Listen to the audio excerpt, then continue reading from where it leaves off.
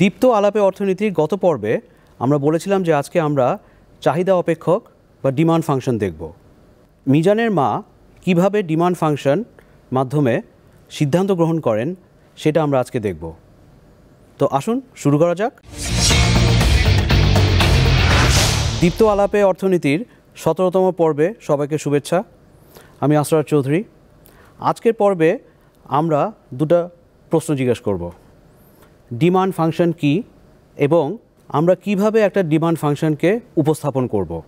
এটা বলতে গিয়ে আমরা আমাদের মিজান, আমাদের বন্ধু, তার মার গল্প আমরা দেখব। উনি কিভাবে ডিমান্ড ফাংশন ব্যবহার করে সিদ্ধান্ত গ্রহণ করেন। আসুন শুরু করা যাক। 16তম পর্বে আমরা একটা ডায়াগ্রাম দেখেছিলাম। ডায়াগ্রামটার নাম দিয়েছিলাম আমরা সার্কুলার ফ্লো ডায়াগ্রাম, এবং সেখানে আমরা দু ধরনের মার্কেট দেখেছি। আমরা বলেছি উপরে মার্কেট হচ্ছে আউটপুট মার্কেট, যেখানে আউটপুট বেচাকেনা হয়। সেই মার্কেটে ফার্মরা হচ্ছে বিক্রেতা, হাউসহোল্ডার হচ্ছে ক্রেতা। এইভাবেই অর্থনীতির টেক্সটবুকগুলো, পাঠ্যপুস্তকে এইভাবে আমরা শুরু করি। তাহলে ডিমান্ড ফাংশন যদি আমরা আলোচনা করতে চাই, আমরা হাউসহোল্ডদের সিদ্ধান্তগুলো দেখার চেষ্টা করব। ডিমান্ড হচ্ছে ক্রেতার ফাংশন, সাপ্লাই হচ্ছে বিক্রেতার ফাংশন। যেহেতু আজকে আমরা ডিমান্ড নিয়ে আলোচনা করব, আমরা হাউসহোল্ড নিয়ে আলোচনা করি। প্রথম প্রশ্ন, ডিমান্ড ফাংশন কি? What is a demand function? আমরা আমাদের প্রারম্ভিক পর্বগুলোতে আমরা ফাংশন সংজ্ঞায়িত করেছিলাম। আমরা বলেছি Y is a function of X, এবং সেখানে আমরা এটাও বলেছি কনভেনশন অনুযায়ী বাম দিকে যে চলকটা থাকবে সেটা হচ্ছে ডিপেন্ডেন্ট ভ্যারিয়েবল, ডান দিকে যে চলক বা চলকগুলো থাকবে সেগুলো হচ্ছে ইন্ডিপেন্ডেন্ট ভ্যারিয়েবল। তারপর আমরা পোস্ট হক ফ্যালাসির কথা বলেছি, যে আমাদেরকে সুনির্দিষ্টভাবে ডিপেন্ডেন্ট এবং ইন্ডিপেন্ডেন্ট ভ্যারিয়েবলকে চিহ্নিত করতে হবে। ফাংশনের মাধ্যমে আবার Y is equal to function of X দেখি আমরা। ডান দিকে এক্স আছে, সুতরাং এক্সটা স্বাধীন চলক, ইন্ডিপেন্ডেন্ট ভ্যারিয়েবল। বাম দিকে ওয়াই আছে, সুতরাং ওয়াইটা হচ্ছে নির্ভরশীল চলক বা ডিপেন্ডেন্ট ভ্যারিয়েবল। এক্স আগে ঘটে এবং এক্সের কারণে ওয়াইয়ের উপর একটা প্রভাব পড়ে। তাহলে ডিমান্ড ফাংশন যদি আমরা উপস্থাপন করতে চাই ফাংশনের মাধ্যমে, আমাদের প্রথম প্রশ্ন হচ্ছে ডিমান্ডকে প্রভাবিত করতে পারে কি কি নিয়ামক আছে, কি কি ফ্যাক্টরস আছে। আমাদের গুডসের নামটা হচ্ছে এক্স, তাহলে আমরা বলি quantity demanded of X is a function of কোনো কিছু। কোনো কিছু কি? আমরা টেক্সট বুকগুলোতে শুরুতে তিনটা ভেরিয়েবল বা তিনটা চলক চিহ্নিত করি। প্রথম চলকটা হচ্ছে যে গুডটা আমরা এক্স হিসাবে সংজ্ঞায়িত করছি তার প্রাইস, এটাকে আমরা পি এক্স বলি। দ্বিতীয়টা হচ্ছে ওই এক্স গুডের সাথে সম্পর্কযুক্ত যেসব দ্রব্য আছে তাদের প্রাইস কি, এটাকে আমরা বলি পি জেড। আর 3 নম্বর যে নিয়ামক বা ফ্যাক্টর বা চলক আমরা চিহ্নিত করি সেটা হচ্ছে আয়। তাহলে আমাদের quantity demanded of X is a function of price of x, price of related goods, income. আমরা তো বাংলাদেশের চোখ দিয়ে অর্থনীতিটা দেখার চেষ্টা করছি। তাহলে এক্স দ্রব্যটা আমরা কি ঠিক করতে পারি?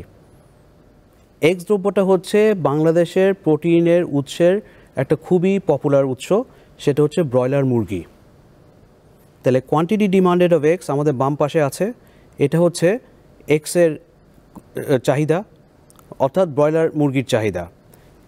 কিসের ফাংশন? পি এক্স, ব্রয়লার মুরগির দাম, যেটাকে আমরা বলছি own price. P Z, broiler মুরগির সাথে সম্পর্কযুক্ত দ্রব্য, এদের দাম, এবং একটা হাউসহোল্ডের ইনকাম কত। বাস আমরা তাহলে ডিমান্ড ফাংশনটা উপস্থাপন করলাম। এখন প্রশ্ন হচ্ছে এই ডিমান্ড ফাংশনে যে আমরা কোয়ান্টিটি ডিমান্ডেড অফ এক্স বলছি, আমরা প্রারম্ভিক পর্বগুলোতে বলছি এই মডেল, প্রত্যেকটা মডেল একটা নির্দিষ্ট সময়ের জন্য প্রযোজ্য। আমাদের বন্ধু মিজানের মা যেহেতু সিদ্ধান্ত নেবেন উনি কতটুকু ব্রয়লার মুরগি কিনবেন, সেটা সময়কাল কত, ধরলাম 1 সপ্তাহ। তাহলে এই 1 সপ্তাহের মধ্যে উনি একটা সিদ্ধান্ত নেবেন। ওনার কি অফুরন্ত ফান্ডস আছে, অফুরন্ত বাজেট আছে? নিশ্চয়ই না। উনি প্রতি সপ্তাহে 1000 টাকা খরচ করেন মুরগি কেনার পেছনে। এখন সমস্যাটা হচ্ছে এখানে 3টা চলক আছে, PX, PZ, M। এই 3টা চলক অবশ্যই কোয়ান্টিটি ডিমান্ডেড অফ এক্সকে প্রভাবিত করছে। আমরা কি 3টা চলক যদি একসাথে প্রভাবিত হয় বা প্রভাব ফেলে কোয়ান্টিটি ডিমান্ডেড অফ এক্সের উপর, আমরা কি একসাথে সেটাকে মাপতে পারবো? মাপতে পারবো না। তখন আমরা কি করেছি? আমরা সেটেরিস প্যারিবাস আদার ফ্যাক্টরস রিমেনিং আনচেঞ্জড হিসাব করেছি। তাহলে এই যে বড় ফাংশনটা আমরা নিয়েছি এটাকে ছোট করি আমরা। ছোট করলে কি দাঁড়াবে? Quantity demanded of X is a function of the price of X ceteris paribus. আমরা স্বীকার করছি কোয়ান্টিটি ডিমান্ডেড এক্সের উপর পিজেড একটা প্রভাব আছে, কোয়ান্টিটি ডিমান্ডেড এক্সের উপর এম এর একটা প্রভাব আছে। আমরা শুধুমাত্র ওগুলো এখন অপরিবর্তিত রাখছি। কেন? কারণ আমরা শুধুমাত্র কোয়ান্টিটি ডিমান্ডেড অফ এক্সের যে প্রভাবটা পিএক্সের কারণে হচ্ছে সেটা দেখছি। আমাদের বাজেট কত? মিজানের মার 1000 টাকা। আমাদের সময় কত? 1 সপ্তাহ।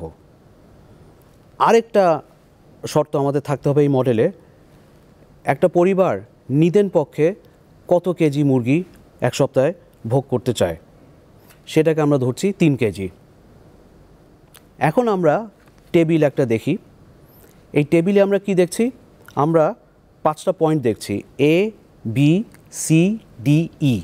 দ্বিতীয় কলামে আমরা দেখছি ব্রয়লার মুরগির দাম কত প্রতি কেজিতে। আমরা বারবার বলছি সব কিছু একক হিসাবে হবে, পি অফ এক্স, তাহলে প্রতি কেজির মূল্য কত। তৃতীয় কলামে আমরা কি দেখছি? একটা বিশেষ মূল্যে মিজানের মা সারা সপ্তাহে কতটুক মুরগি কিনবেন উনি। সর্বশেষ কলামে আমরা দেখছি ওনার বাজেট। ওনার বাজেট হচ্ছে 1000 টাকা প্রতি সপ্তাহে উনি খরচ করবেন। এখন মুরগির দাম যদি কেজি প্রতি 350 টাকা হয়, মিজানের পরিবারের যদি চাহিদা হয় 3 কেজি প্রতি সপ্তাহে, তাহলে 350 পূরণ 3 হচ্ছে 1050। এটা তো বাজেট অতিক্রম করছে। তাহলে পি এর মান যদি 350 হয়, মিজানের মার ওই সপ্তাহে মুরগির চাহিদা 0। এখন ব্রয়লার মুরগির দাম কমে গেল, কমে গিয়ে কততে আসলো? 300 টাকায় আসলো। 300 টাকায় আসলে মিজানের মা 1000 টাকার ওনার বাজেট 1 সপ্তাহের জন্য। এই 1000 টাকায় উনি 3.33 কেজি মাংস কিনতে পারবেন। বাস, উনি তাহলে বললেন যে ঠিক আছে, দাম যদি হয় 300 টাকা তাহলে আমরা 3.33 কেজি কিনব। একইভাবে যদি ব্রয়লার মুরগির দাম 275 টাকা হয়, মিজানের মা ওই সপ্তাহে কিনবেন হলো 3.63 কেজি। এ দুটো পূরণ করি, ওনার বাজেট ঠিক 1000 টাকা খরচ হবে কাছাকাছি। এরপরে ব্রয়লার মুরগির দাম যদি 250 টাকা হয় পার কেজি, তাহলে মিজানের মা ওই সপ্তাহে কিনবেন হলো 4 কেজি, 1000 টাকা খরচ হলো। সর্বশেষ যে বিন্দুটা আমরা দেখছি সেখানে আমরা বলছি মুরগির দাম যদি 0 হয় তাহলে কি করবেন। এটা আমরা পরে আসি, এটা আমরা পরে দেখছি। আমরা এখন চিত্র নাম্বার 1 দেখি, ফিগার 1। ফিগার 1-এ কী দেখছি?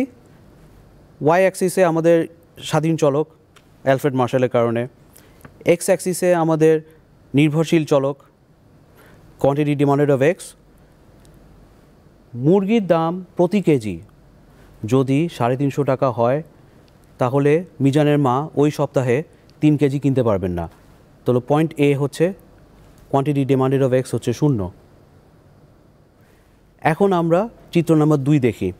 চিত্র নাম্বার 2 কী দেখছি আমরা? পয়েন্ট বিতে কী ছিল?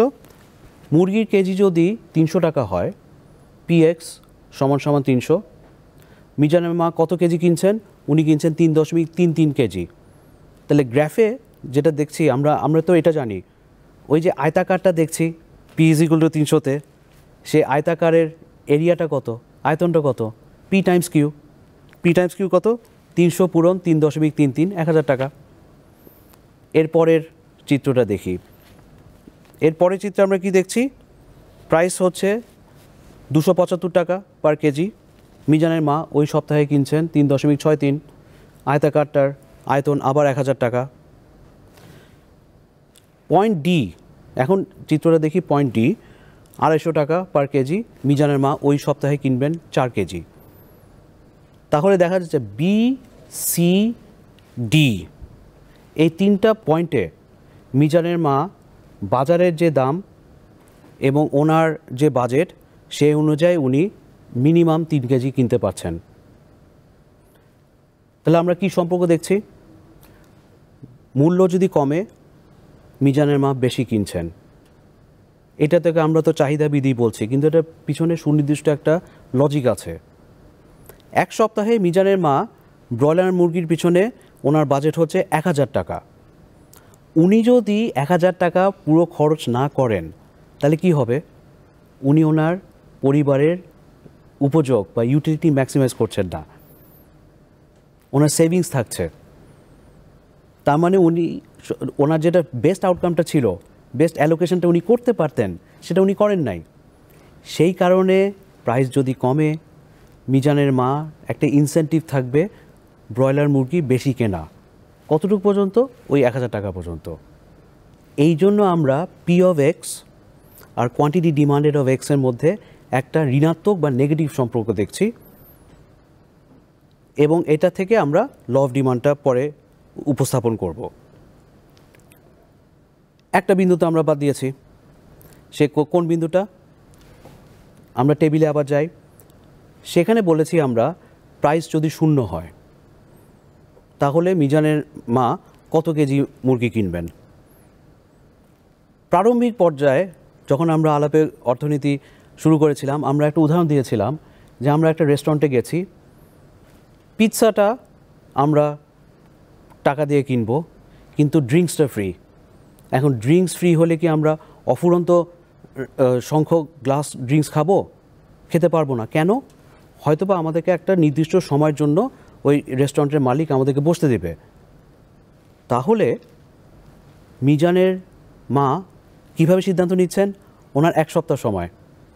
এখন মুরগি যদি 0 হয়, অথবা ওনাকে কেউ উপহার দিলেন যে ঠিক আছে আমার মুরগির খামার আছে, তো আপনি কিছু মুরগি নেন আমার কাছ থেকে, তো উনি এক সপ্তাহ খাবেন, উনি কি অফুরন্ত কেজি খাবেন? খাবেন না। তখন উনি ওনার ম্যাক্সিমাম কত? ওনার ম্যাক্সিমাম হচ্ছে 5 কেজি। তাহলে প্রাইস যদি 0 হয়, ওই 1 সপ্তাহে মিজানের মা 5 কেজির বেশি মুরগি কিনবেন না। এটাই ম্যাক্সিমাম কনসাম্পশন ওনার পরিবার করতে পারবে। এখন আমরা একটা চিত্র দেখি। চিত্রে আমরা কি করছি? আমরা point A, point B, point C, point D, point E, এই যে আমরা point A, point B, point C, point D, point E যোগ করলাম, আমরা কার্যত কী পেলাম? আমরা ডিমান্ড কার্ভটা পেলাম। কিভাবে পেলাম? আমরা একটা গাণিতিক ফাংশন ব্যবহার শুরু করেছি। Quantity demanded of X is a function of the price of X ceteris paribus. তারপর এই ম্যাথমেটিক্যাল ফাংশনটার আদলে আমরা একটা টেবিল দেখেছি।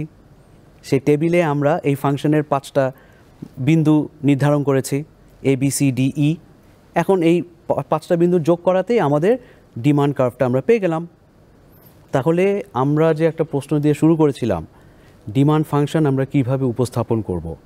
আমরা 3 ভাবে করতে পারি: গাণিতিক ফাংশন, টেবুলার ফাংশন, আর হচ্ছে গ্রাফের মাধ্যমে, যাতে আমরা চাক্ষুষভাবে দেখতে পারি। এখানে আমরা কি সম্পর্ক দেখছি? কোয়ান্টিটি ডিমান্ডেড অফ এক্স এবং প্রাইস অফ এক্সের মধ্যে একটা ঋণাত্মক সম্পর্ক। এর মূল কারণটা হচ্ছে আমাদের এক্স অ্যাক্সিসে, সেখানে কোয়ান্টিটি ডিমান্ডেড অফ এক্স একটা নির্দিষ্ট সময়ের জন্য প্রযোজ্য। মিজানের মার ক্ষেত্রে সেটা হচ্ছে 1 সপ্তাহ। কোয়ান্টিটি ডিমান্ডেড অফ এক্স আরেকটা ফ্যাক্টরের উপর নির্ভর করছে, সে হচ্ছে মিজানের মার বাজেট কত ওই 1 সপ্তাহে এই ব্রয়লার মুরগির পেছনে। সেটা আমরা অনুমান করেছি 1000 টাকা প্রতি সপ্তাহে। তাহলে নিশ্চয়ই একটা প্রাইস আছে যে প্রাইস দেখলে মিজানের মার পক্ষে ওই সপ্তাহের মুরগি দেওয়া সম্ভব না মিজানের ভাই বোনদের জন্য। সেটা হচ্ছে আমাদের সেই পি, একদম পয়েন্ট এ, সেই মানটা কত? সেটা হচ্ছে 350 টাকা পার কেজি। আর আরেকটা এক্সট্রিম পয়েন্ট হচ্ছে পি যদি 0 হয়, ওই 1 সপ্তাহের মধ্যে মিজানের পরিবার কতটুক মাংস ম্যাক্সিমাম ভোগ করবেন। এই যে আমরা ল অফ ডিমান্ডটা উপস্থাপন করলাম নেগেটিভ সম্পর্ক দিয়ে, এত যুক্তি দিয়ে আমরা বললাম, এর পিছনে আরেকটা জিনিস আমরা করছি, এটাকে আমরা বলি movement along the demand curve. কেন? এই যে আমরা point A, point B, point C, point D, point ইতে চলাফেরা করছি, মুভ করছি, এটা একই কার্ভের মধ্যে আমরা আছি না? একই কার্ভ আমরা চাক্ষুষভাবে গ্রাফে বলছি, গাণিতিকভাবে আমরা একই ফাংশনের মধ্যে আছি। আর একটা শুভঙ্করের ফাঁক আছে, আমরা কিন্তু সেটেরিস প্যারিবাস ক্লজটা বলেছি, অর্থাৎ আমরা স্বীকার করে নিচ্ছি হ্যাঁ ব্রয়লার মুরগির সাথে সম্পর্কযুক্ত অন্য দ্রব্যের দাম কোয়ান্টিটি ডিমান্ডের অফ এক্সকে প্রভাবিত করতে পারে।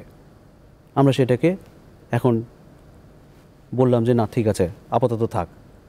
আমরা এটাও স্বীকার করছি মিজানের পরিবারের আয়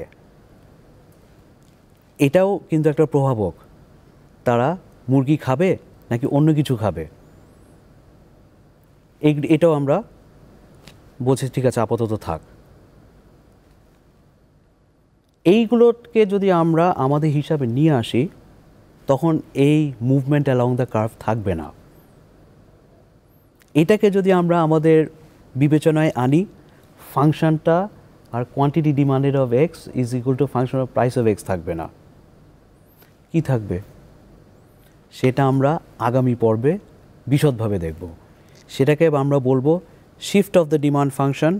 যদি আমরা গণিতের মাধ্যমে দেখি সেটাকে আমরা বলবো shift of the demand curve, যদি আমরা চাক্ষুষভাবে গ্রাফের মাধ্যমে দেখি। আমরা আজকে খুব সহজ প্রশ্ন জিজ্ঞেস করছি, ডিমান্ড ফাংশন কি, ডিমান্ড ফাংশন আমরা কিভাবে উপস্থাপন করব। এটা করলাম আমরা একটু বিশদভাবে, কারণ এটা একটা ফাউন্ডেশন আলাপ। এই ফাউন্ডেশন আলাপ আমরা ভালো মতো জানলে আমাদের পক্ষে এরপরে আরও কঠিন যে জিনিসগুলো আসবে সেগুলি আমরা বলতে পারবো। আমাদের আজকের পর্বে আমরা শিক্ষার্থীদের জন্য একটা প্রশ্ন রাখছি, আমরা কেন ডিমান্ড ফাংশনে সেটেরিস প্যারিবাস ব্যবহার করলাম। এর উত্তর আপনারা আমাদের ফেসবুক পেজ, আমাদের ইউটিউব চ্যানেলে জানাবেন, আর অবশ্যই আমাদের ফেসবুক পেজ আর ইউটিউব চ্যানেলে সাবস্ক্রাইব করবেন। আগামী পর্বে আপনাদের সাথে আবার দেখা হবে। সেই পর্যন্ত ভালো থাকবেন, সুস্থ থাকবেন।